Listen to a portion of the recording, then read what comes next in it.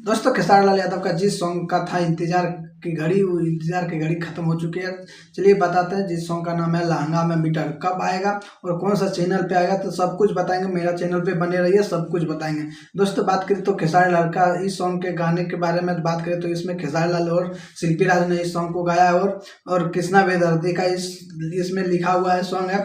और विनय विनायक इसमें म्यूजिक दिया है। फैक्ट में देखने को मिलेगा रक्षा गुप्ता।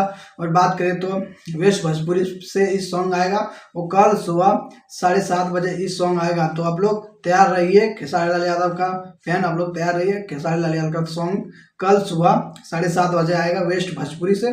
तो आप लोग बहुत ज़्यादा शेयर कीजिए। और बहुत लहंगा में मीटर 2 जिस सॉन्ग का नाम है, बहुत ज़्यादा मस्त होने वाला है। उसका ऑडियो रिलीज कर दिया गया है वेस्ट भोजपुरी से। आप लोग नहीं सुने तो जाके देख सकते हैं। वो कल सुबह आने वाला है 7:30 बजे इसका वीडियो।